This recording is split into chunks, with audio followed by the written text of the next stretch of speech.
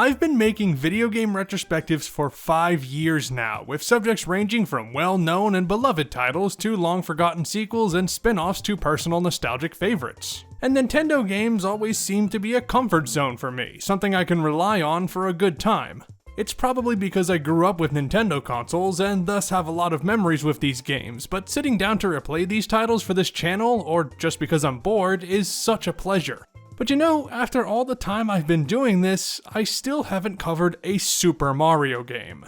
I mean, this channel started with a list of Mario spin-off games, and I made a retrospective series covering the entire Paper Mario franchise, but as for the platforming games, haven't put them on my scope yet. It's not because I didn't want to cover these games, far from it, as they've been an obvious choice for videos since this channel began. But I wanted to do these games justice, especially Super Mario 64. You already know why this title is so important to the industry and how it redefined the video game landscape as we know it. Without Mario 64, you don't have the 3D platformer revolution of the late 90s, or the blueprint for 3D camera movement, or the widespread implementation of full 360 analog controls. Its reputation precedes itself, and there have already been far too many videos dissecting and analyzing this game back to front released by this point. Which is why I've been slightly hesitant to talk about this game. I ranked all the levels before, and documented my progress speedrunning the game for the first time, but as far as a retrospective goes, I had my reservations. It's one of the first video games I've ever played, probably the first one I ever beat, and even without that nostalgic connection, it is a landmark title whose legacy is well defined by now. Yes, I can look back on this game, but so many people already have. What could I possibly add to the discussion that everyone else hasn't already thought about? How could I make a retrospective on this game stand out? Well, I don't know if I can, but I've put off talking about Mario 64 for far too long. It is high time I put this game in the spotlight and give it the CloudConnection analysis. So let's dust off our control sticks, get our jumping shoes on, and head off into Princess Peach's castle once again.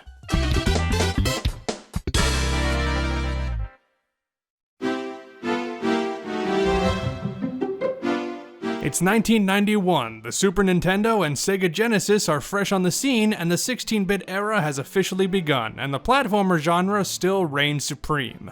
2D platformers were a dime a dozen, following in the footsteps of the game that's often credited with saving the home console industry, Super Mario Bros. Of course, Nintendo kept their train rolling with games like Super Mario World, which continued to push the boundary forward. And other titles like Donkey Kong Country, Super Metroid, and Mega Man X ramped up the action, exploration, and speed to ridiculous levels. But while the 2D platformer was being perfected, the industry was evolving to uncharted territory. Computer animation had ventured into rendering models and pictures in 3 dimensions, and the 3D revolution became an integral part of the technological drive of the 80s and 90s. By 1990, the use of 3D computer graphics imagery, or CGI, was gaining popularity as a way to augment live-action filmmaking or traditional animation. Companies like Autodesk, Wavefront, and Softimage released software that made 3D animation simpler than ever before, and thus, the 90s also gave us the first fully computer-animated TV shows with full 3D character models and animation, opening up a brand new avenue for animation storytelling.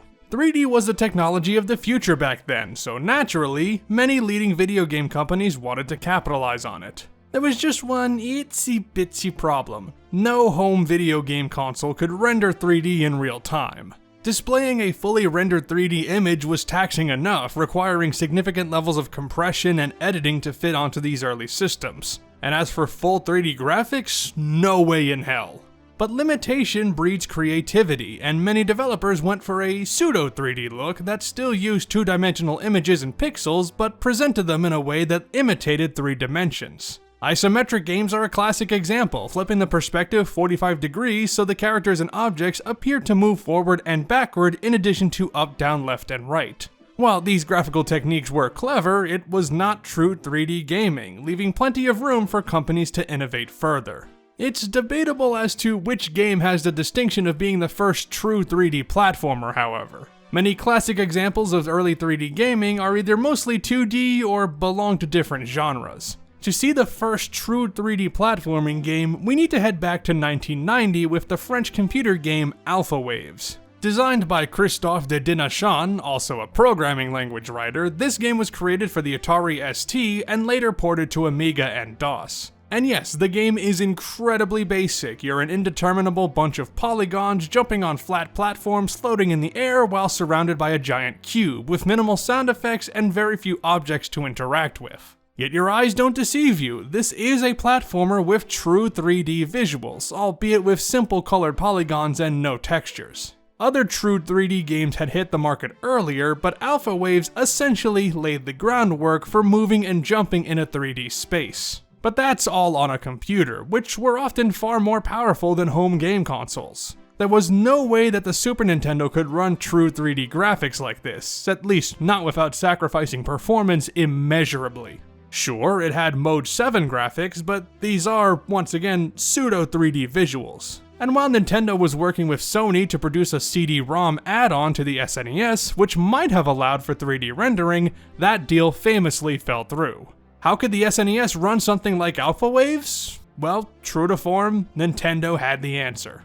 Argonaut Games developed the Super FX chip to enable the Super Nintendo to display 3D polygons in real time, first shown off to the public with the 1993 game Star Fox. They'd previously developed several Nintendo and PC games and had dabbled into 3D with titles like Star Glider and X. The Argonaut engineers worked with Nintendo on Star Fox to not only show off the Super FX chip, but demonstrate the power the Super Nintendo was capable of. And it definitely worked, but if players at the time were hoping Star Fox and the Super FX chip would open up the floodgates for 3D platforming, it didn't happen, at least not initially. In fact, it wouldn't be until the next generation of consoles that the 3D platformer really began to blossom, but even before then, the computer game industry continued its trailblazing. In 1994, developer Exact released Geograph Seal for the Sharp X68000, a Japanese exclusive home computer. In many of its stages, you take control of your mecha in a simple space shooting or FPS section, but in some levels, you could leap into the air and pounce on enemies. There weren't many platforms, but this was one of the first times gamers got the thrill of jumping around in 3D. And I know some of you are looking at this and thinking, man, this looks a lot like Jumping Flash. Well, that's because Exact developed and released Jumping Flash the very next year for the Sony PlayStation. Exact took the platforming sections of Geograph Seal and transformed it into its own game, with a cuter atmosphere, platforming-centric levels, and even textured polygons. While mainly a tech demo, it also received high marks and recognition as the first true 3D platformer on consoles. The PlayStation would have its own renaissance of early 3D platformers, including the all-but-forgotten Floating Runner and, of course, Crash Bandicoot, although both of those were released after Mario 64. Speaking of which, now that we've explored the history of early 3D platforming, it's time to bring out the game of the hour and talk about how it came to be.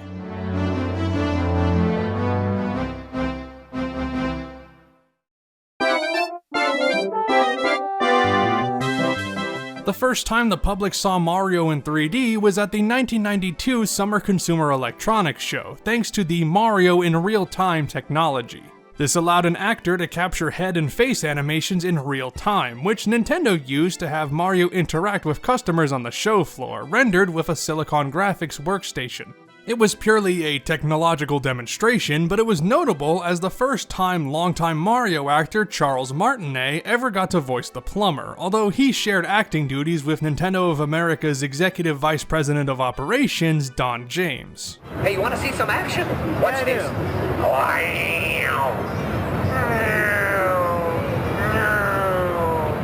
This system was later implemented in Mario Teaches Typing, but it would have been too implausible to implement something like this into a full 3D game on the SNES, at least not while rendering it in real time. Even the Mario Teaches Typing clips are pre-rendered, and Nintendo's consoles at the time wouldn't be able to handle the processing power necessary to do this on the fly. However, while working on Star Fox, Mario series creator Shigeru Miyamoto did envision using the Super FX chip of the SNES to create a 3D Mario game. It's not clear if any serious development began on the project at this time, but Miyamoto decided to transition the project to Nintendo's next console. In 1993, Nintendo began working with Silicon Graphics on a game console that would take advantage of SGI graphics chips for real-time 3D visuals. The console was originally codenamed Project Reality, and later titled Ultra 64, and later the Nintendo 64 after some concerns about Konami's trademark on the name Ultra Games. While the Atari Jaguar, which debuted 3 years prior, did claim to be the first 64-bit console, it only did so by combining two 32-bit processors, which didn't necessarily improve the computational power, it just allowed for more strings of data to be processed at once. The N64, however, did contain a 64-bit processor, courtesy of NEC, which enabled it to render much more complicated 3D graphics and, most importantly, render them with real-time gameplay. That's what made it the perfect system for a 3D Mario platformer, which officially began development in September 1994. A team of 15 to 20 people were assembled at Nintendo EAD, with Miyamoto spearheading the project alongside Super Mario Bros. 3 and Super Mario World director Takashi Tezuka and Super Mario Kart and Yoshi's Island artist Yoshiaki Koizumi. One of the first things the team wanted to get right was the camera system, and figuring out how this should behave took months of development. Several different systems were considered at first, including locked-off views and full 360-degree camera control. Once the camera system was locked in and the programmers implemented Mario's moveset, the team realized that adapting linear levels like in Super Mario Bros. Was tough to figure out and not nearly as fun. The designers then shifted to creating 3D worlds that players could explore at their own pace, essentially giant playgrounds to showcase how Mario can move around in 3D. Course directors Yoichi Yamada, who later co-directed Ocarina of Time and worked on several other Zelda games, and Yasuhisa Yamamura, who also designed levels for Doki Doki Panic and Yoshi's Island, created courses alongside the designers that took advantage of Mario's movement and the 3D physics engine, with players able to move anywhere they wanted to.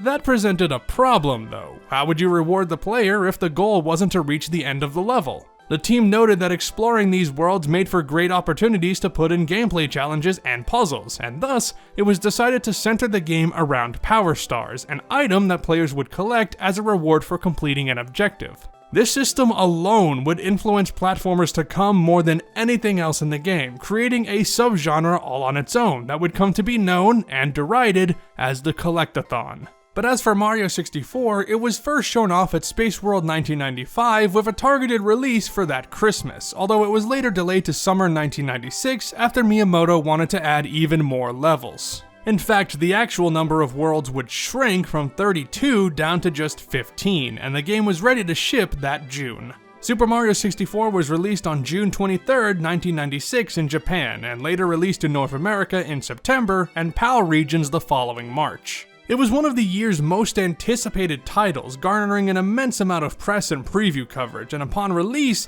it became a sensation. Critics praised it as a watershed moment for gaming, showing that real-time 3D action was not only possible, but sustainable for a full game. Nintendo fans lauded it as a fantastic Mario game that was graphically impressive for the time and a ton of fun to play. And today, you will still see this game topping greatest games of all time lists. But we've covered this game's backstory enough. It's obvious that Mario 64 was a big deal back in the day, but being a technologically advanced game doesn't mean much if the gameplay doesn't hold up. With that said, let's finally boot up the game and dissect the legacy that Nintendo's left behind.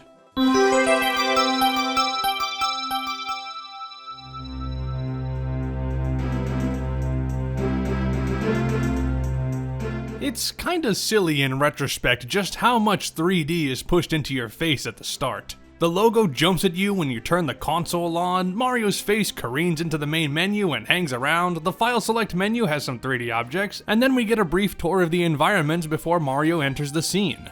We get it, Nintendo, you can render 3D objects in real time without losing any frames, there's no need to rub it in. Let me tell you though, I still feel something special every time I watch this opening cutscene. Princess Peach invites Mario to her castle for some cake, and we're treated to a little animation of Lakitu flying around the castle. Something about the triumphant music and the swooping angles make this a really cool way to start the game. This is the first time many players, including myself, saw a video game cutscene that was truly cinematic, showing us the environment in a dynamic manner. 2D games were improving on this front, but it wasn't until developers got to position the camera around game objects and show them from multiple perspectives that they could capture the same moods and concepts that films were doing.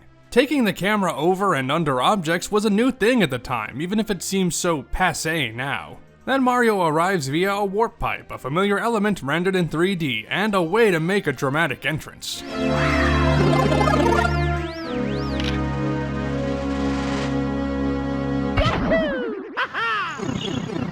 Welcome to the castle grounds, an open little yard for the player to get familiar with the controls and base mechanics. The camera is positioned toward the entrance to the castle, so you know where to go first, but because of that preview, you know that there are places to explore. Nintendo had to hint to the player that this area was free to run around in without just telling them, and they definitely succeeded. And it's worth doing that since all the signs around here give you a pretty decent tutorial. If you studied the manual, you'd know all the tricks you can do, and the castle grounds are a great place to put them in action. Everything Mario can do, you can do right from the start. You've got an open toolbox, and it's all about discovering what you can do with each piece of equipment you've got. Unlike future games where unlockable moves sometimes amounted to nothing more than context-sensitive puzzle solvers, Mario 64's moveset is entirely focused on one thing: getting Mario somewhere else. This game is about movement, where all the moves and techniques expand your maneuverability. It's still, to this day, perhaps the most physics-dependent game in the series, and a testament to Nintendo's gameplay-driven design. The analog stick enabled quite a few innovations for moving your character. You could rotate Mario in every direction, or use the position of the stick to determine his velocity. Before this, Mario was set to 2 speeds, walking and running if you held down a button. In Mario 64, you've got more flexible acceleration, elevating from tiptoeing to slowly walking to running all in a single movement. Hell, if you crouch with the Z button and then move the analog stick, Mario will crawl around like a baby, which has so few practical uses, but is really funny to me. Side note, I love how the sign hinting toward the crawl starts to talk about it and then cuts short with a simple "never mind," as if it's saying, "go figure it out yourself, dummy." I'm sure most kids at the time probably went full force with the joystick and never took their foot off the gas unless it was necessary. But the idea that you could influence the pace with a single stick rather than using buttons was fresh and bold, at least for home consoles, and more than any other console, the N64 locked in the analog stick for 3D games going forward. But equally as important as gaining speed is controlling it, as Mario has some pretty heavy momentum in this game. You can let go of the analog stick and Mario will simply slow down, but by reversing that momentum, Mario will skid to a halt and start moving in the opposite direction. This was a thing in previous games, yet here, the 3D movement adds an extra layer to the skidding animation and how you can use it while platforming. Mario's jump is one of his most defining aspects, and because the developers had open courses in mind, the jump had to be more versatile to match. You've got a standard jump, of course, but you can also crouch and jump to use the backward somersault, a move adapted from the Game Boy version of Donkey Kong.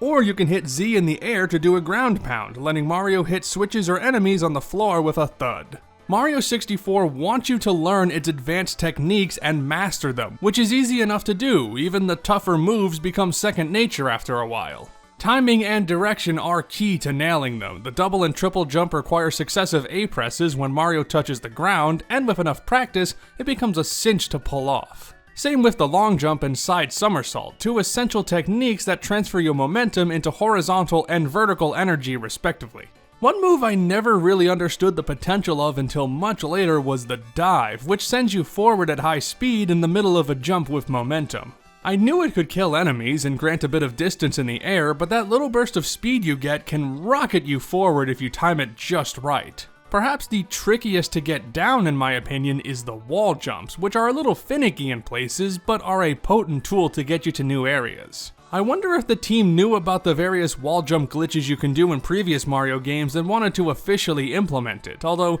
I doubt they'd confirm it if that was the case. These maneuvers are part and parcel nowadays, and Mario's moveset has only expanded as the years go on. But back then, this was brand new stuff that needed to be explained to the player in simple terms. It's a powerful set of mechanics, and we'll talk later about how you can destroy this game with enough skill. But it's also a natural moveset where everything is an extension of basic running and jumping, and the button inputs never require you to do anything too taxing. For a game that's all about complex acrobatics, it's also easy to get into, not surprising as this was an entirely new playing field in 1996 and Nintendo needed to guide the player in. That's why the team worked out some interesting hacks and systems to get the player accustomed to moving around. The ever-present shadow beneath Mario's feet, for example, gives you a secondary means to judge where you are.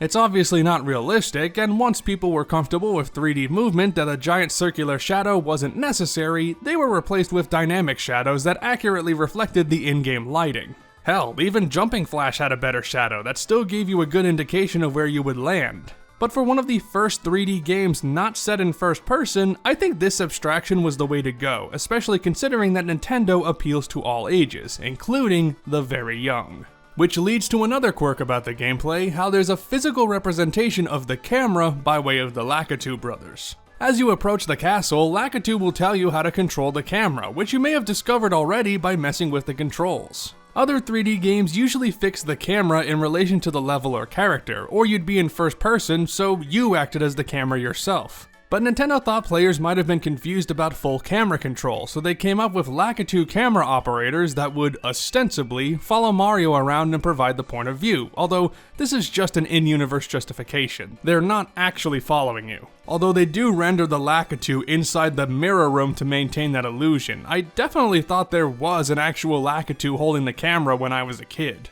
But of course, you can't talk about the camera in Mario 64 without talking about how it controls, and this might be the most maligned part of the game. Even back in the day, people didn't really like this camera system. Games of this era never really got the hang of cameras, and Mario 64 is usually targeted as the worst. Now, look, I've been playing this game for my entire life, so I know this camera system just about as well as I can, and it still gives me an immeasurable amount of trouble. I can defend a lot of Mario 64's antiquated design, but this camera system has 100% not aged well. The default camera mode, the Lakitu mode, is too rigid and unresponsive because it's focused on hard points rather than just moving the camera in the direction you want. It refuses to work with you far too often, getting caught on walls or objects and sometimes just breaking for no good reason. It's not that bad in areas where you have the freedom to move around, but for tight platforming, it is almost a complete hindrance. But you can switch to Mario Cam mode to keep the camera focused behind Mario's head, which is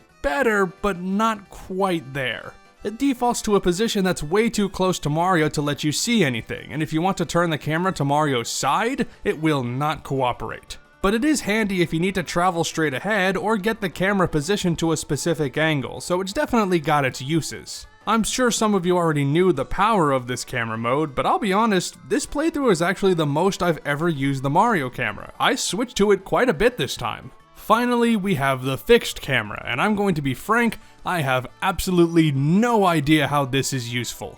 The camera stays in one spot as long as you hold down the R button, but Lakitu will still rotate and tilt the camera to keep Mario in the center of the screen. It is the most cinematic, but how this helps out in platforming is anyone's guess. If you have a use for the fixed camera mode, please let me know, I am genuinely curious. On the whole, I'm far too used to Mario 64's camera system to objectively review or dissect it. If you can't get past it or think it sucks, I can't blame you. It's a legitimate barrier to entry for some people, and while later 3D Mario games fare much better in this regard, this game's camera is aged beyond belief. But with all that said, I'm sure that once we get inside the castle and settle in with a nice slice of cake, all our troubles will be over. Well, that ain't good.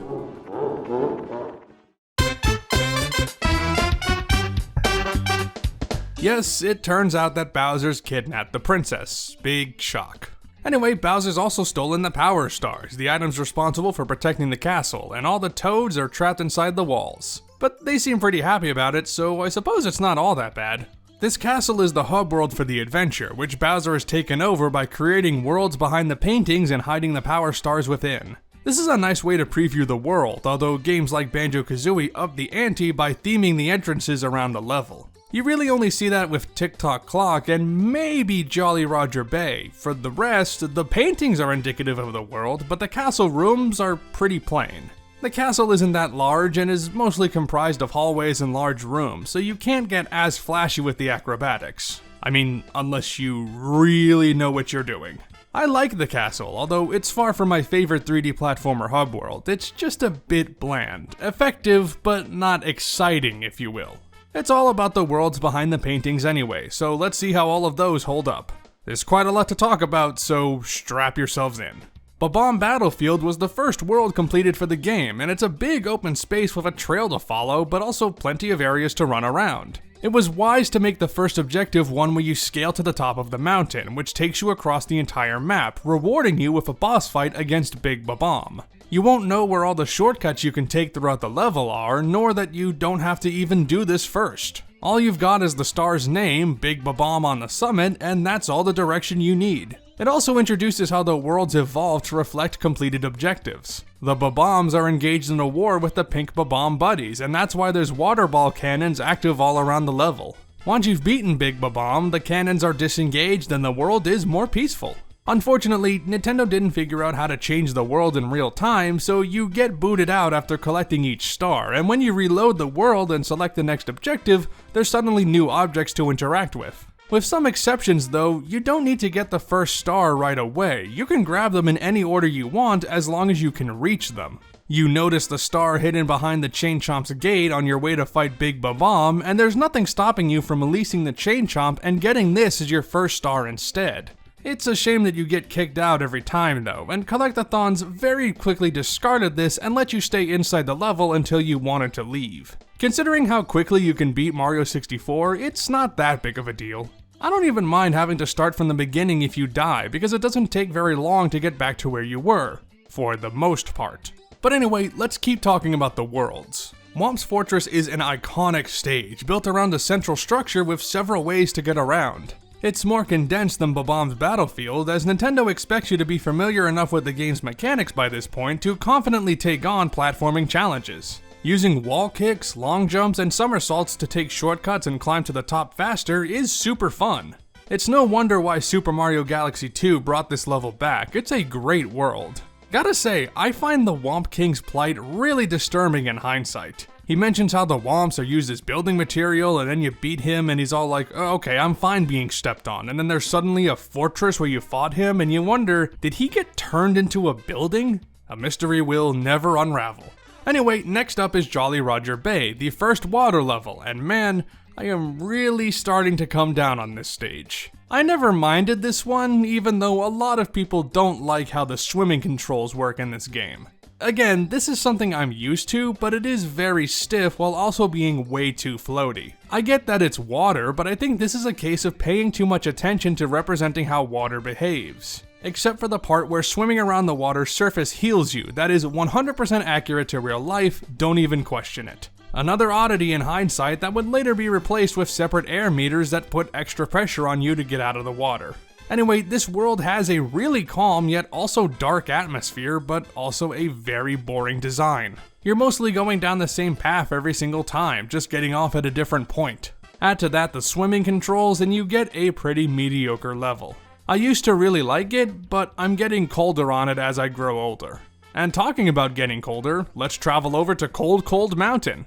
This one has a lot of slippery slides, which is why it's great that although this is another level built around a central structure, and the second to feature a mountain, this one starts you at the top and tasks you with going downward. First through the ice slide in the cabin, which is awesome, but pretty tough if you want to go fast, and then around the mountain on a snow slide.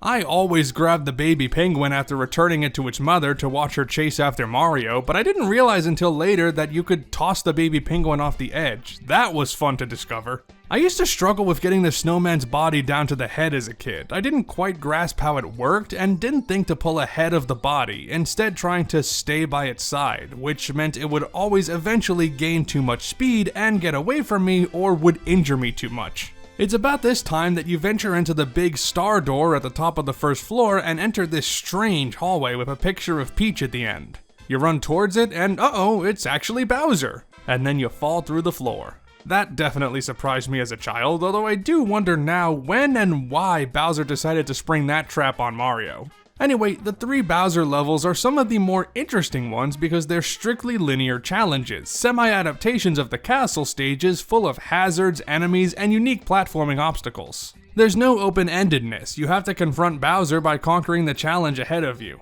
Bowser in the Dark World acts as a checkpoint to make sure you've really learned all the moves you need to beat the game.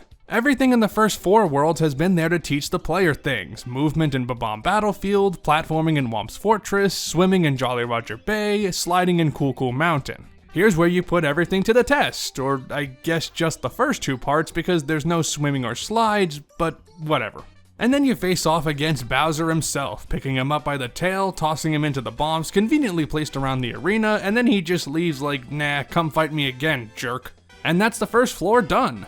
Well, there is more stuff to do, but let's talk about the rest of the painting worlds first. As you head to the basement, you'll probably notice the Boo standing in the hallway and chase after it, leading to the castle courtyard. The entrance to Big Boo's haunt is here, and I find it really strange that it's located inside one of the Boos. That seems pretty obtuse, but I guess it's to teach the player how to defeat these enemies? Anyway, that's what you do for about half of the stars in this level, and the rest of it is just kinda going around the house multiple times. It's not a bad level at all, but I don't know, I just think it's kinda boring.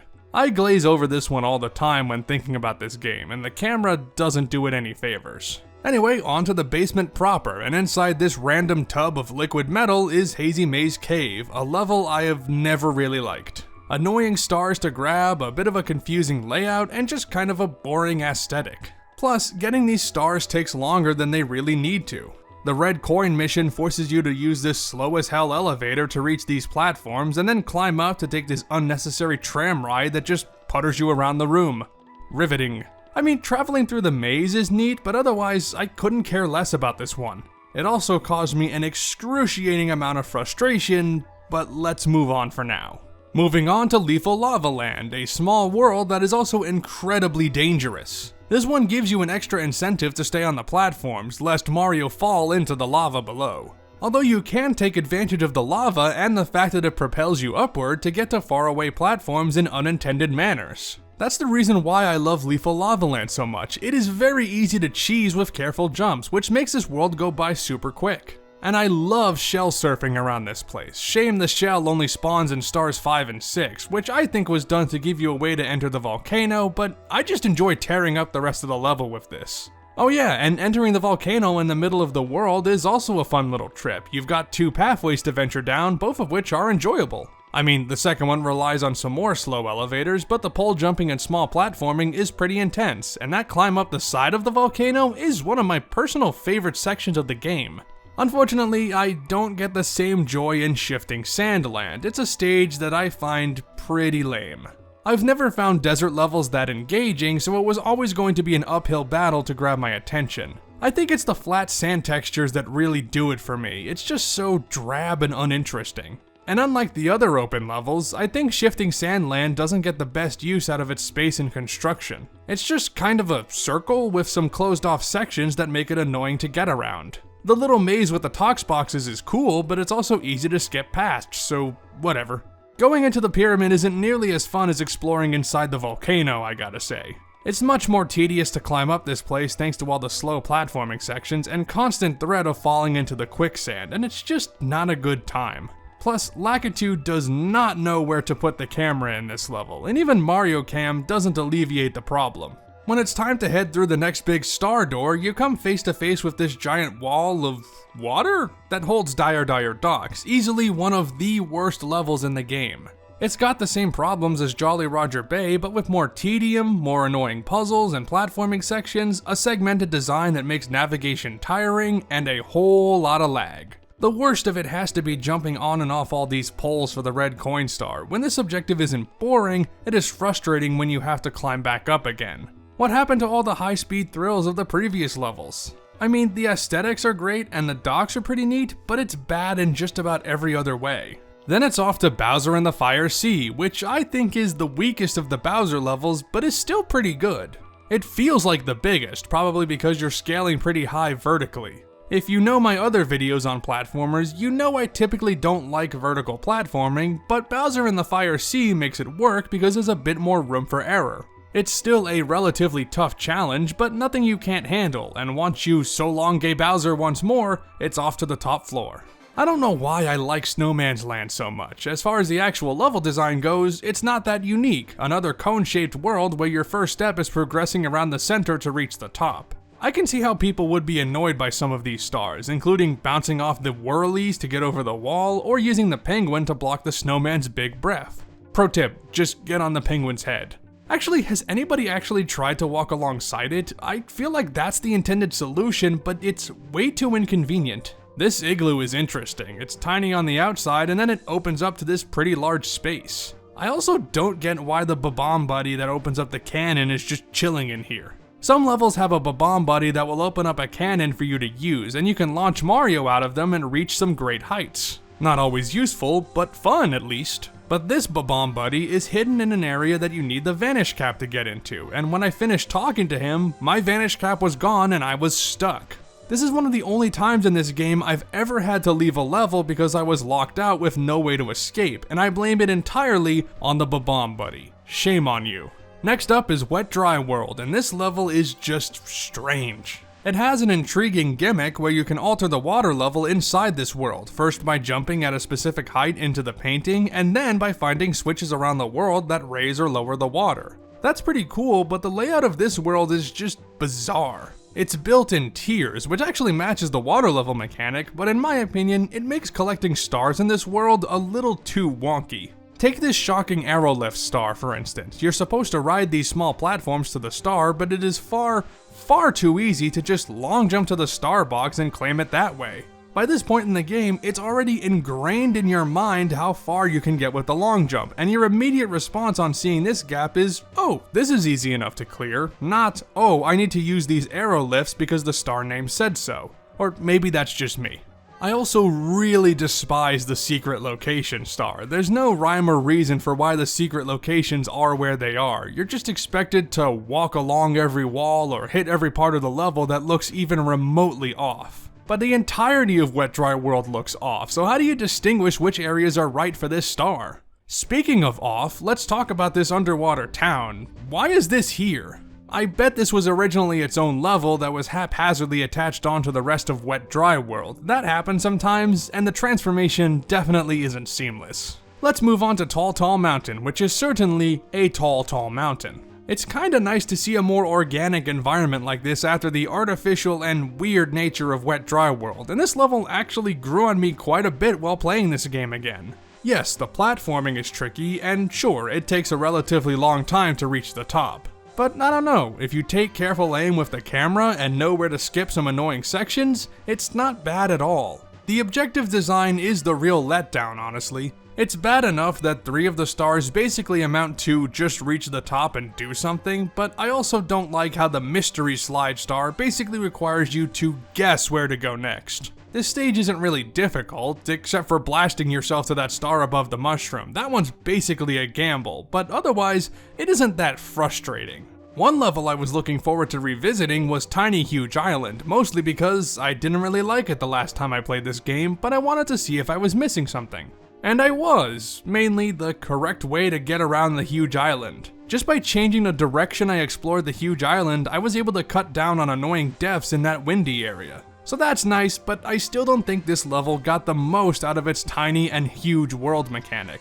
If the idea was to switch between them a lot, well, I never really found it all that well implemented. The stars you collect here just don't take advantage of it. Still, it's not a bad world, I suppose, although I am getting kinda sick of all these levels shaped like mountains. The last 2 levels aren't shaped like mountains, but they are aggravating for different reasons. Tick-Tock Clock has a very unique theme, taking place inside a giant clock, which is super cool. It is also, for me, the most difficult and absurdly obtuse level platforming-wise. This one never fails to infuriate me. Super Mario 64 isn't hard on the whole, but this is such a sharp difficulty bump that it's almost unfair. I like the idea of changing the speed at which the stage moves, but it doesn't influence the world as much as you'd think, as I never felt the need to set it to reverse or high speed. A good gimmick, lackluster execution. Most of the objectives are just climbing a specific part of the world, which means a lot of retreading ground. You need to get Mario's moveset down pat to get through this place unscathed, and even then, the camera is going to give you the worst possible angles, and Mario Cam can only help you so much. The good news is, the final painting world, Rainbow Ride, isn't that difficult. Instead, it's huge, boring, and incredibly slow to traverse. These magic carpets are way too sluggish, and for half of your time in this stage, you're just standing around waiting for the next obstacle to dodge. It'd be fine if it was for a single star or if it was a quicker ride, but as it is, it's mind-numbing. And it's something you can't avoid either. You need to ride these carpets to get anywhere in this stage, and even if you know some speedrunning strategies, it's not gonna let you skip all of the tedious carpet sections. I know people want to replicate that upwarp and tick-tock clock, but it'd be great to find one in Rainbow Ride too. The sad part is, when you're not just waiting around for the carpets, this stage is incredibly fun. Stars 4 and 5 especially have some nice, tight platforming that's appropriate for a final world. More of this and less elevators. I don't care if the flying ship is memorable, the process of getting there just drives me up the wall. Then it's only a matter of clearing the final Bowser level, Bowser in the Sky. It's an excellent finale with a great atmosphere and a combination of all the challenges you've experienced to this point. The final battle is suitably epic too. I mean, it is just throwing Bowser at the bombs again, but the music is incredible, the destruction of the stage was pretty intense as a kid, and it is undoubtedly an iconic way to end the game. It's a nice send-off to the worlds, which on the whole are fairly solid. There's a nice variety, the difficulty usually scales nicely, and most take advantage of the platforming-centric design. There are plenty of stinkers, but it's a pretty good mix overall. Anyway, you bring Bowser down, he vanishes, the princess is saved, and it's time to bake a cake. Game's over, right? You probably hope so after I rambled on about the worlds for far too long, but this adventure is far from over. Let's dive into what makes Mario 64 a game I will never forget.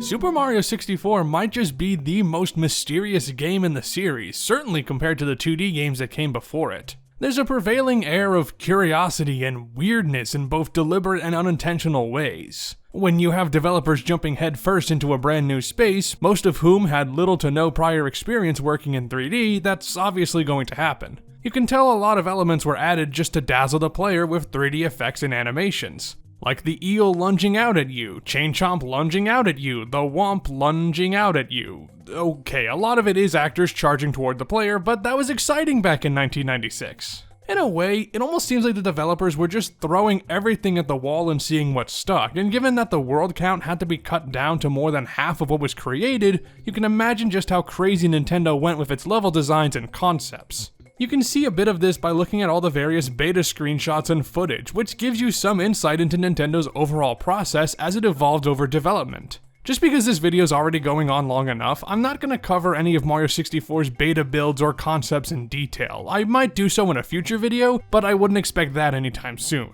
I do encourage you to research the beta footage for yourself, although please make sure you're using reliable sources because there is a lot of misleading content out there. More on that in a bit. Let's go back to the content that made it into the final release. If you collect all the named stars in all 15 worlds, you'll end up with 90 stars, more than enough to beat the game. But Super Mario 64 has 120 total stars to collect, so where are the rest of them? That's where the secret stars come in. 30 stars are hidden beyond the objectives you're given, and finding them all is completely optional, yet doing so reveals a lot of the game's secrets, which is basically a given since they're called secret stars. But I guess they're not that secret since 3 toads in the castle find them for you, giving you an easy 3 additional stars. A little more challenging is catching Mips the rabbit in the basement 2 times, which I either have the easiest or hardest time trying to do, depending on the day, I guess. The first secret star you might encounter is also the most famous, the princess's secret slide hidden behind the glass painting on the first floor.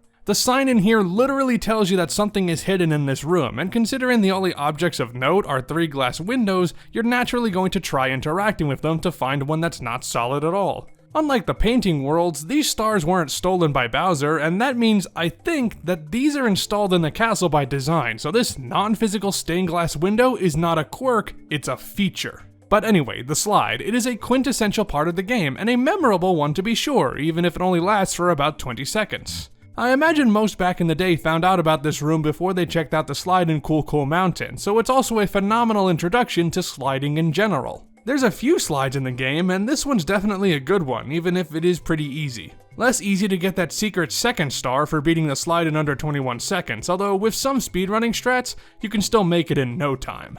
Can't say I care as much for the secret aquarium, it is literally just a cube filled with water, although I appreciate giving the player no room for error by giving them 0 air pockets, so better get those red coins quickly. Speaking of red coins, every painting world has a red coin star where you need to find 8 red coins and a star spawns. But if you're on the hunt for secret stars, you'll have to do that in the Bowser worlds and the cap stages. You'll notice floating transparent blocks in your travels, and if you know your Super Mario worlds, or you read the signs in this game, you know that you need to find a switch to unlock them. There are 3 hidden stages that contain one of these switches that, when activated, unlock a new cap that grants Mario a new ability. And on the whole, they're not good. The wing cap is the most well known, and it is also the hardest one to get a feel for nowadays. Flying around with Mario in 3D is cool, but it's based entirely around momentum, which might make it a bit more realistic, but it also makes it more difficult to handle. You can get some incredible speed with this thing, make no mistake, but as far as a new gameplay mechanic,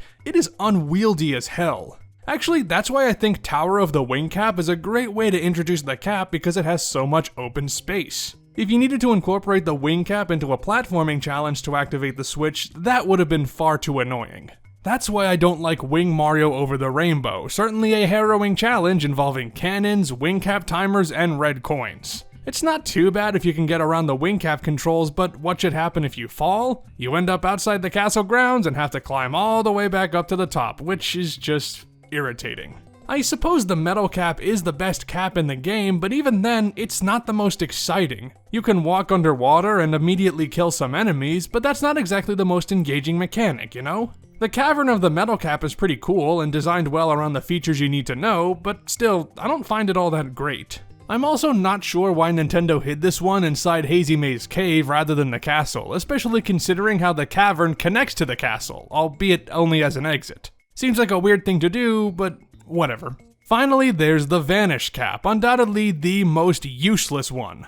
You can walk through specific walls and avoid enemies, but the former mechanic is used for so few stars that it's almost not even worth mentioning, and the latter is easy enough to do by just, walking around the enemies. You can do that now, the game is in 3D. Finding this cap is interesting. You notice the underwater door during the opening cutscene, and then you unflood the basement, and bam, there's a pit containing the Vanish Cap stage. Which is so untied to the concept of vanishing that it is comical as a tutorial, but I guess it's not a bad level on its own.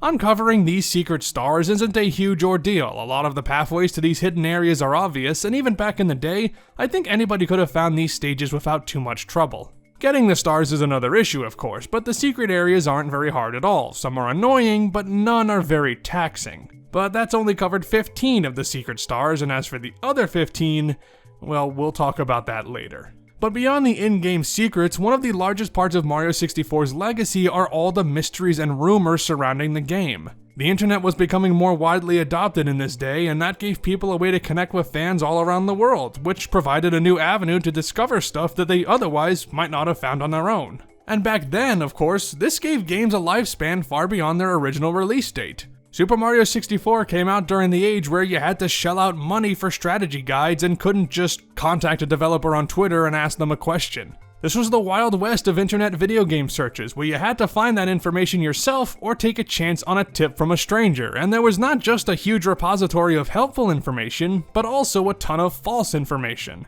Unlike today, where there is still a ton of false information. But back in the 90s at least, there seemed to be a lot more widespread rumors and mysteries which everyone would have heard about, either because of playground gossip or finding internet forums discussing them. In Mario 64's case, it's the infamous L is real 2401 rumor. If you're unaware, this statue in the castle courtyard features an inscription texture, which some believe reads L is real 2401, although others believe it reads Eternal Star, and others, like myself, believe it's just a bunch of gibberish. But if it does say L is real 2401, what does that mean?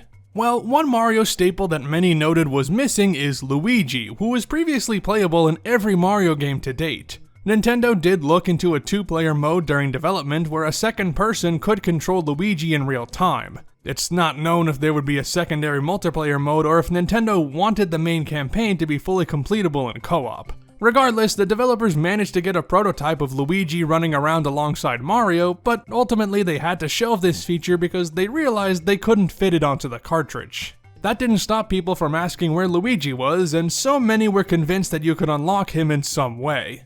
That's why L is Real 2401 gained so much traction, claiming it to be a clue put in by Nintendo. So whether out of desperation or delusion, or maybe just a genuine idea that gained too much traction, or just because people like to dick around, several false theories were submitted to various websites and magazines. One claimed that there were 2,401 coins in the game, and collecting them all would unlock Luigi. Not only is this not the actual number of coins in the game, but it's also technically impossible because some coins are placed out of bounds. Another theory involved running around the star statue 2,401 times, and man, can you imagine being a kid and spending hours walking around in circles because of some unverified source on the internet?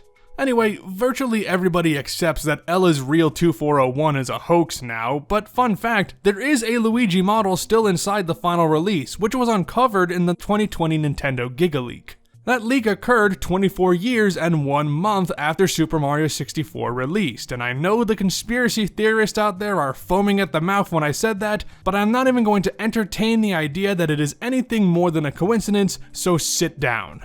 Even without this rumor though, Mario 64 maintains a place in video game discourse because of some new idea or project or what have you. It seems like the trends regarding Mario 64 change every few years. First the initial praise and heralding as a watershed moment in gaming, then the mysteries and introduction of the first glitch techniques, then the golden age of SM64 machinimas and fan animations, then the speedrun revolution, then the pan and coic videos documenting how the game works internally, then a bunch of high-profile decompiling and data analysis projects, then the new wave of Mario 64 creepypastas. It's crazy how much this game gets discussed over the years, and I know I am missing a lot of stuff in that breakdown, but it goes to show how this game seems to permeate as time goes on and new trends begin and end. Not every one of those trends is a good thing necessarily, and some I find paint the game in a misleading light. I'm not going to dissect every single trend because I am already spending too much time on this video, but I do want to talk about one of the most recent ones in particular because now that the trend has died down, it's the first chance we've gotten to talk about it in retrospect.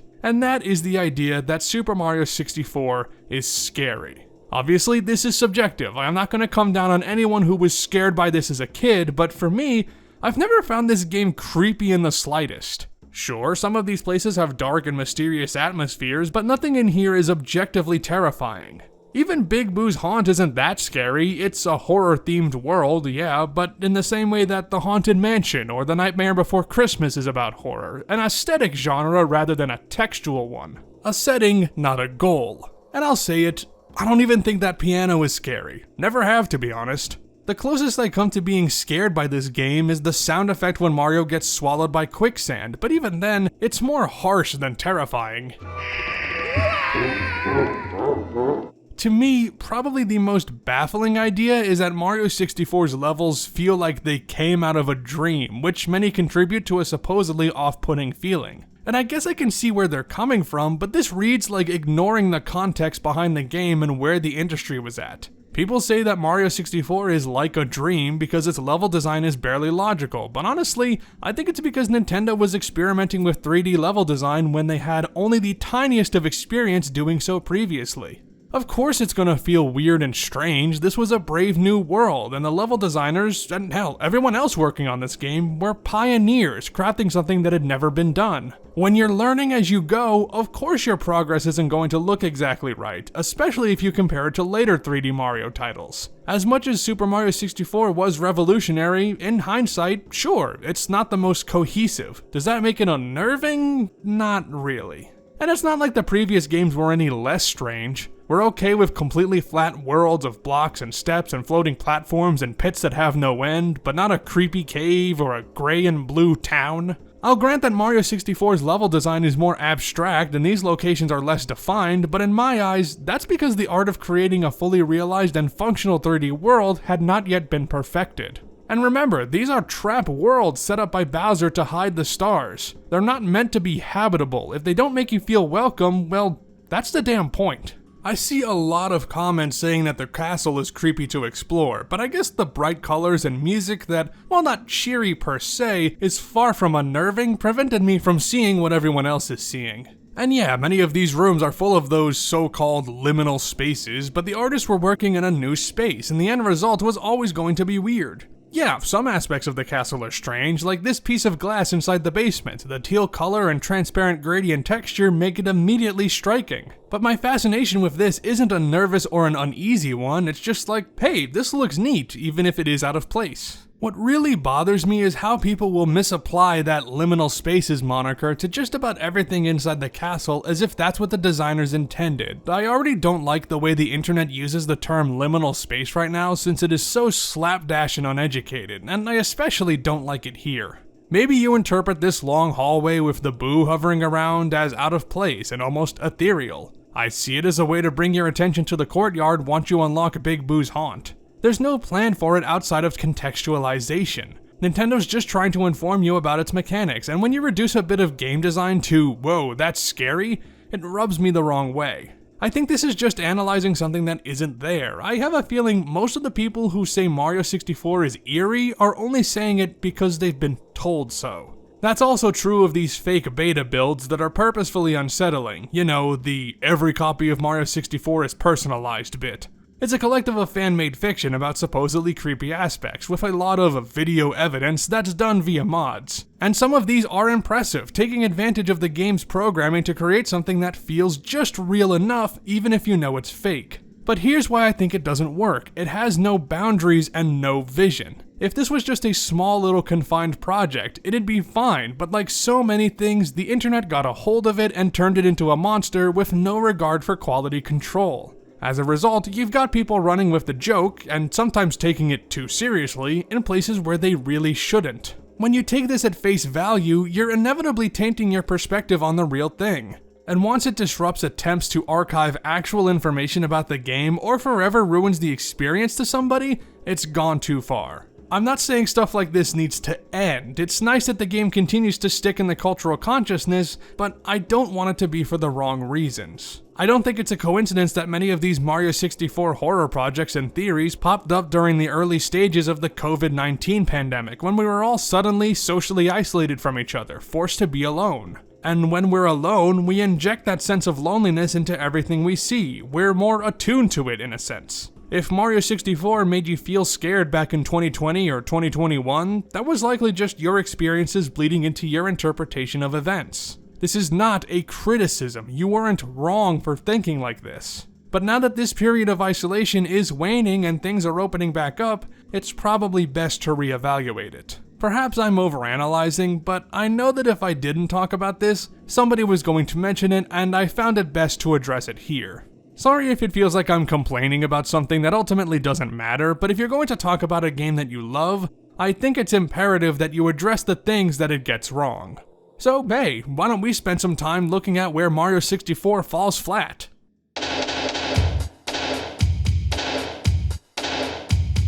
Here's the thing about Mario 64. It really doesn't matter if you like this game or not anymore because its place in gaming history is too entrenched by this point. You might consider it overrated or unplayable, or you might consider it a fantastic title that holds up well. Whatever the case, you're not going to erase its legacy. So judge this game however you see fit. Like it? Great. Don't like it? Also great. You do you. With that said, let me talk about the problems I have with Super Mario 64, because I do have quite a few. I've already addressed the camera system and my issues with some of the worlds, and the former in particular has been a common gripe ever since the game launched. To me, though, the camera isn't even the biggest problem. It's getting a proper handle on how to move Mario around without falling off the edge. I may have talked earlier about how Mario's movement is super versatile and integrated well into the level design, but that doesn't mean it's an airtight control scheme. It's kind of weird to describe exactly what the problem with Mario's movement is. Partially, it's that Mario feels too heavy, too rigid, too inconsistent, and too unresponsive, so let's cover all four of those problems in order. As you'd expect from an Italian-American man who dreams about pasta, Mario's got a bit of a gut, and that gut is going to cause you a lot of grief. Mario might have plenty of speed and acrobatics under his belt, but you're dealing with a lot of resistance in terms of gravity. He carries a lot of momentum too, and there will be plenty of times where you can't slow Mario down quickly enough to keep yourself from careening off the edge.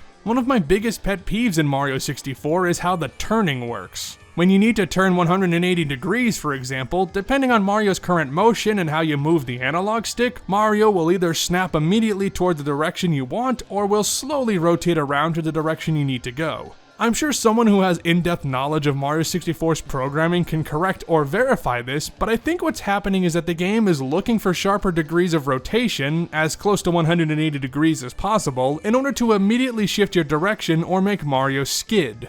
My guess is this was done to help teach players the side somersault, as there had to be a definitive difference between just turning Mario and flicking him backwards, but if this was the case, the window is far too strict. That momentum also leads to inconsistent movement, which might be my controller or console or even cartridge being old. But I can count a number of times where I could swear Mario didn't follow through with what I told him to do.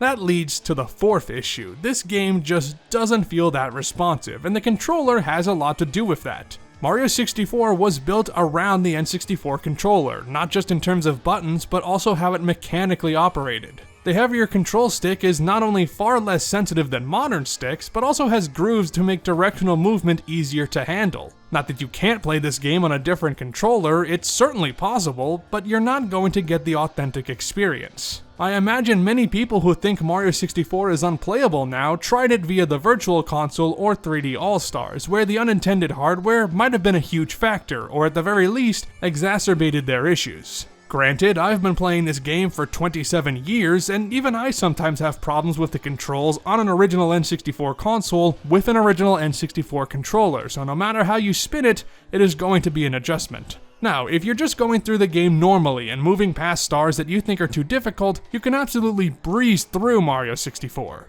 You only need 70 of the game's 120 stars to proceed to the final Bowser stage, and it doesn't matter at all what stars you collect. That level of freedom means you can skip certain stars or even whole worlds that you know you'll have a hard time with. By the time you reach Tick-Tock Clock and Rainbow Ride, you should already have more than enough stars in the bag to just move on up to the top of the castle. Even if you go for 100%, not every single star is going to cause you trouble. In fact, despite my issues with the game's controls, I'd argue that the game is actually too easy. Even as a kid, it was never that challenging to me, and this is coming from somebody who played Ocarina of Time growing up and didn't realize how to break the cobweb in the first room of the Deku Tree until years later. Yes, I was that dumb, and you have full permission to make fun of me for it. But back to Mario 64, because of the highly physics-based nature of the game, the objective designers didn't waste your time with lots of characters to talk to or lots of backtracking to elongate these stars or keep you on one task for long. Even the harder levels really aren't that difficult compared to other 3D platformers, and for every legitimately challenging star, there's 2 or 3 that take almost no effort at all. Not that you'd expect a Mario game to be that hard, but for me, there's barely any challenge anymore. That's why I don't mind that the game doesn't save your live counter when you quit and reload the game. It's not that much of a setback. There is one set of really difficult challenges though, and that's the 100 coin stars. All 15 painting worlds reward you with an additional star for collecting 100 coins. And these are undoubtedly the most annoying and ball-busting objectives in the entire game. I don't mind the idea, honestly. I think it's a good thing to reward players for exploring every corner of these worlds. I don't think the game ever tells you about this either. It's something you'll have to discover on your own if you have the idea to grab all the coins you can find. I guess it's meant to act as the ultimate test for the player, making them run around every world to find every coin hidden away, but these are, in my opinion, the worst parts of each stage. Not that all of them are horrible, mind you. Some worlds like Bob-omb Battlefield and Leafo Lava Land are very open with more than enough coins to collect. I don't mind collecting 100 in these. Even in some of the more condensed levels like Whomp's Fortress and Snowman's Land, it's pretty easy to get enough coins for this in one big sweep if you know where to go. But then you have levels like Jolly Roger Bay and Dire Docks, which only have 104 and 106 coins respectively, meaning you have to basically do these levels flawlessly, including activating the blue coin switch and nabbing all the coins before they disappear, which isn't hard, just annoying that you have to start all over again if you fail. The ones that take the most time for me are Rainbow Ride and Hazy Maze Cave. You can already guess why the former takes so long, but for the latter, this level is so segmented and hard to navigate easily to find all the coins, especially when I'm waiting on the elevator to get all the red coins in the center area.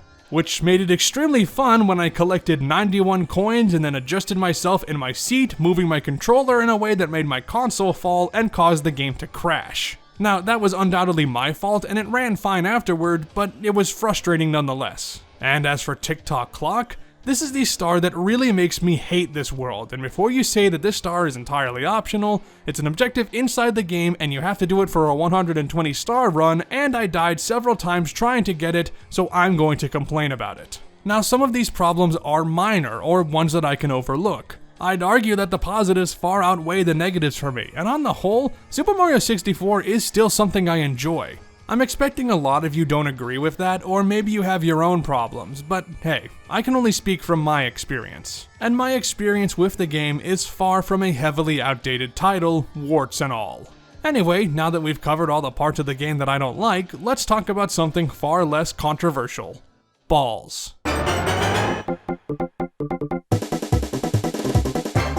You might notice that some of these enemies are actually composed of 2D balls and sprites rather than actual 3D objects. The bullies, for example, are just a black 2D sphere where the only 3D parts are the horns and the shoes. Even the horns and shoes are simple, basic colored polygons with some shading, but only enough to distinguish one side of the object. But the 2D parts of the bullies always face the camera, giving it the illusion of a fully 3D sphere. This is a clever way to make an object appear to exist in 3 dimensions while working within the limitations of 2D sprites. As to why enemies like Pokey and the Bob-omb Buddies are partially 3D, I imagine it's probably a way to save on creating complex models for these characters, or just a workaround to save some time in development. Which is not to say that it makes Mario 64 look better than other games most of the time, just that there's more going on under the hood than you might think. Because yeah, it is very easy to look at this and say, damn, this looks dated as all hell. And sure, from a visual fidelity standpoint, this is certainly one of the most basic looking 3D games I've ever seen. It might have been a significant improvement over the titles that came before it, but in 2023, yeah, it certainly hasn't aged the best. This was the first wave of full 3D real-time graphics, so while these visuals are technologically impressive for the time, Super Mario 64 is certainly not the prettiest game in the series. It is telling that the first thing that greets you after the logo is a big 3D render of Mario's face, which is a little smooth and outdated, but is undoubtedly the most advanced 3D model in the game besides the levels. And letting you manipulate Mario's face just cemented the idea that yes, you can run things in 3D in real time on the Nintendo 64 and have them change dynamically, even into hideous monstrosities. But that doesn't mean there isn't stuff to appreciate here. The colors are extremely vibrant, with a wonderful palette that knows when to mute or brighten things up depending on the mood it wants to hit. But they're also deliberately chosen to not conflict with Mario's red and blue outfit. Not only do none of the environments blend in too much with Mario's colors, but our favorite plumber looks pretty natural in every single one. That's a testament to both the talent of the level artists and Mario's model being designed with simplicity in mind. Most character models that are actually 3D are mostly comprised of simple colored polygons, with a few textures for minor details. Mario's cap emblem, overall buttons, and facial features are textures, for instance, but everything else is just a polygon. You can really tell that this is the case by looking at his gloves and shoes, which are pretty angular and chunky, but in the heat of gameplay, I think Mario looks fine enough. Given system limitations, many objects and characters often disappear from sight if you're far enough away. Even Mario himself switches to a low poly model if he's distant from the camera, and since that often means several objects will also be in your view, conserving on resources like this makes a lot of sense. The developers thought of several ways to save on resources and space, considering their initial plans were very ambitious and they already had to cut out a lot of stuff. The N64 was technically the cutting edge in 1996 in terms of graphics, but it had its limitations. PlayStation games typically had faster and more consistent frame rates, but the models are much less complex. By contrast, the N64 could render 3D models more cleanly, although performance often suffered as a result. Thankfully, Mario 64 mostly runs pretty smoothly, with only a few levels causing slowdown problems, at least on original hardware. The water levels are often a big area for lag, with Dire Docks bringing the game down to a halt, especially when the submarine is parked. Maybe that's Bowser's ultimate plan, keep Mario busy with slow as hell swimming sections to keep him occupied.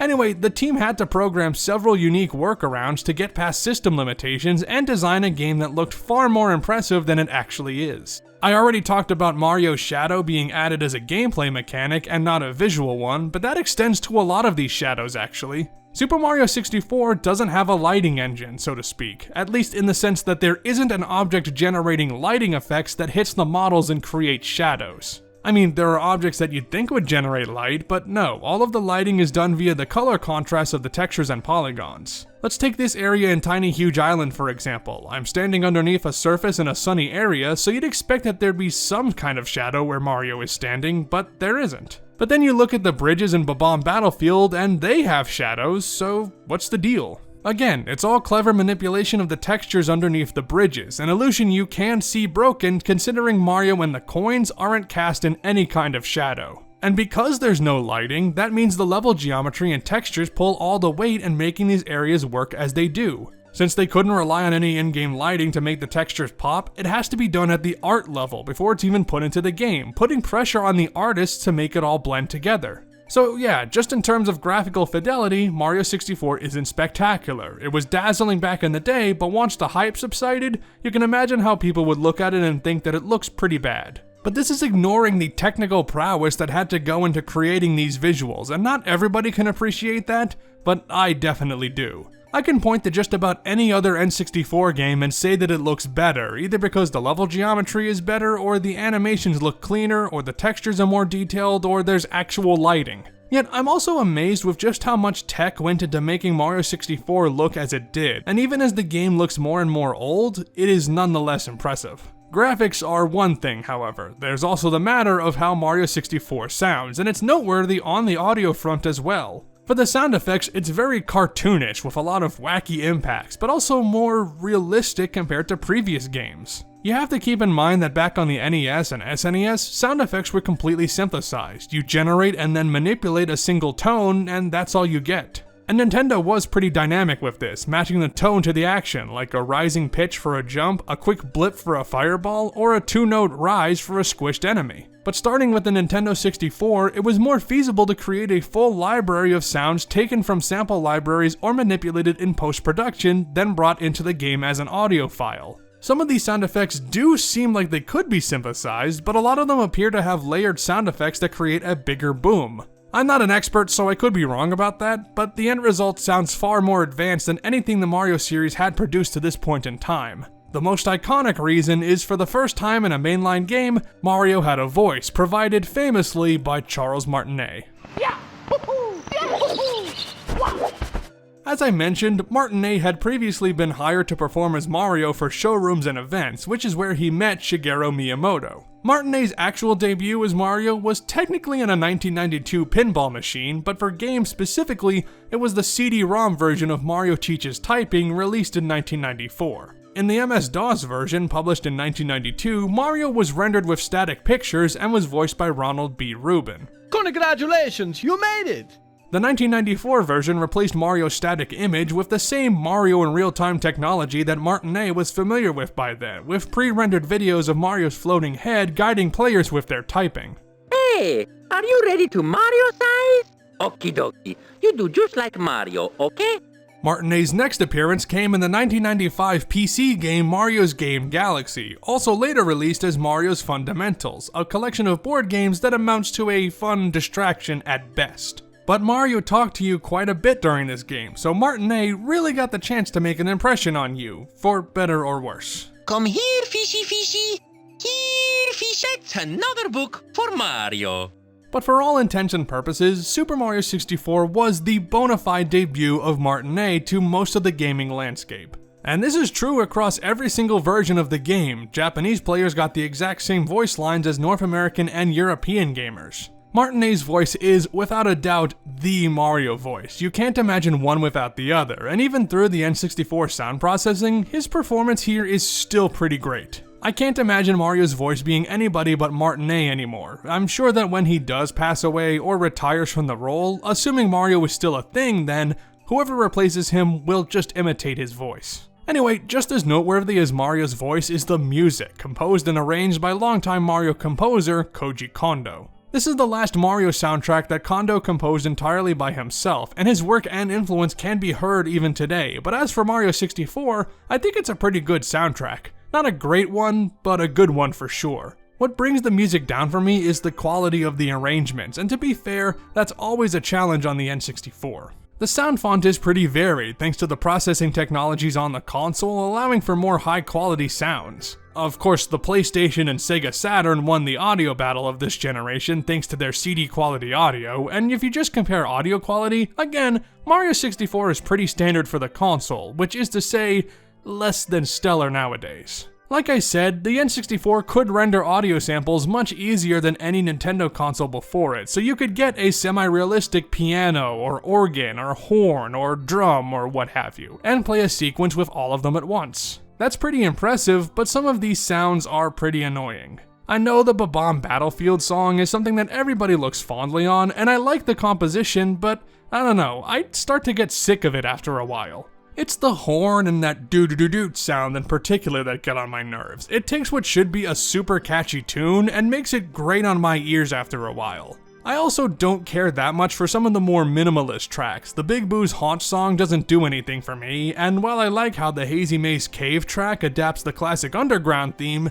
it's not my favorite. The Dire Dire Docks theme is absolutely beautiful thanks to the instrument choices and samples working excellently with each other, and the music getting more or less complex depending on where you are in the level. I also really love the Bowser stage theme because of how intense and invigorating it is, and I will never tire of the final Bowser battle theme. That's a really nice piece. I never hear it anymore because I so rarely get up to the top floor without 70 stars, but the Endless Staircase theme is stuck in my head, as I'm sure it is for a lot of you. Taking advantage of a Shepard tone to seem infinitely repeating, it makes this apparently infinitely repeating staircase all the more thrilling. Just like the graphics, Mario 64's music isn't necessarily the best in terms of how it sounds, but the compositions are bona fide classics. It's far from my favorite Mario soundtrack, but I respect these tunes too much to come down on it for long.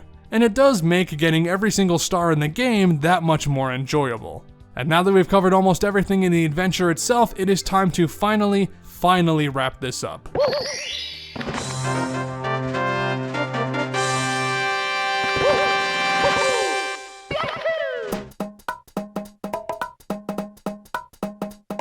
Outside the castle, there's a cannon that's blocked off to you during the course of the game, which is only unlocked after you collect all 120 stars. With this, you can launch yourself up to the castle roof where you find 3 1-up mushrooms, a wing cap block, and our old pal Yoshi. And yeesh, his model does not look all that good, but whatever, it's still a cool little Easter egg. Anyway, talking to Yoshi gives you a note from the developers thanking you for playing, maxes out your live count to 100, and gives you a sparkly triple jump with improved height. Kind of a lame reward, honestly. There's no additional content besides all of this, no special level or hidden stars or what have you, and you have to reclaim this reward whenever you restart the game. I guess it's fun if you want to replay a bunch of these levels, but for me, I get just about all the fun I have with Mario 64 once I've beaten it. Actually, the earliest thing I can remember discovering about Mario 64 on the internet were people trying to find a way to get to the castle roof without using the cannon. Which is possible to do even though it's pretty tricky and requires some advanced movement. And weirdly enough, if you climb up at the wrong spot, Mario will just instantly die because of some weird out of bounds error, which freaked me out as a kid.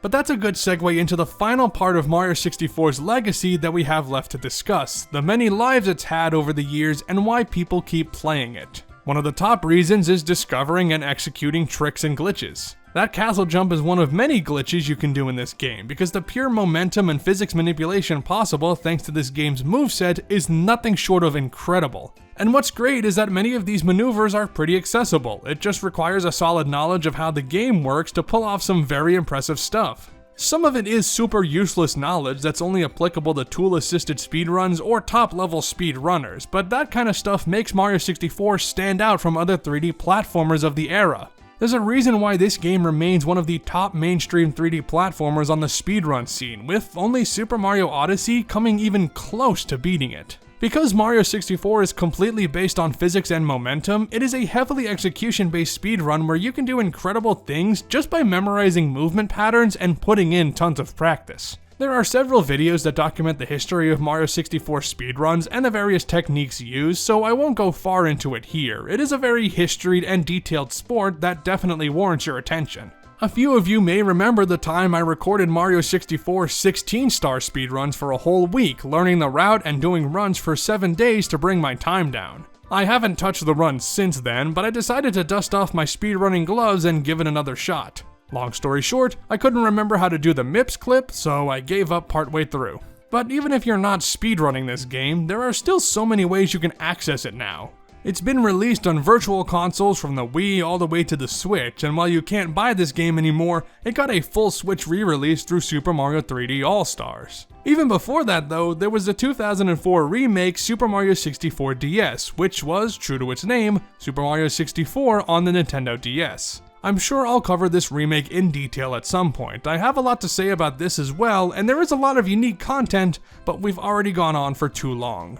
Unofficially, there's also a few other ways to play Mario 64 nowadays. There's a fan-made PC port of the game that ups the resolution and is super customizable, with a patch allowing you to change the models and textures to match the renders used for promotional materials. And here's the thing, I completely understand how most people would say that this is a much better looking game, but I am just so used to the original graphics that I think this looks too weird. I know this probably isn't an issue that anybody else has, but for me, it's the truth. You can judge this for yourself, so please, if this looks better to you, I recommend checking it out. I may not care for it, but I'm not your dad. Listen to me at your own discretion. But look, the fact that you can play this natively on a PC with no emulator is still incredibly impressive. And hell, you can even play this game in a web browser now, and you know what? It runs pretty well. That speaks not just to how well put together Mario 64 is, but the ingenuity of its fans. And that crazy legacy will never go away, no matter how far the industry has moved on. Sure, the game has aged quite a bit in a lot of areas, and not everybody's going to be a fan, but I just have too many fond memories and enjoy the game too much now to care. I mean, this is perhaps the game I have the most vivid and specific memories of. There are some games from my childhood that I forget details about as I get older, but Super Mario 64? That game is stuck in my brain, and I'm still learning things about it today. Literally, I didn't know about this warp and shifting sand land until I triggered it by accident while recording footage for this video. And the fact that this game can still amaze and surprise me all these years later is astonishing. While Mario 64 is not my favorite Mario game, nor my favorite N64 game, nor my favorite 3D platformer, it is a landmark title that absolutely earns its reputation. It's very important to me and a ton of other people, and hopefully I've explained just how much it means to the people who played it as a kid. Not every revolutionary game necessarily holds up, and for some, Mario 64 definitely doesn't hold up at all. But in my eyes, no matter how far we've come since then, there is something about the simple genius and incredible innovation of this game that can never be matched.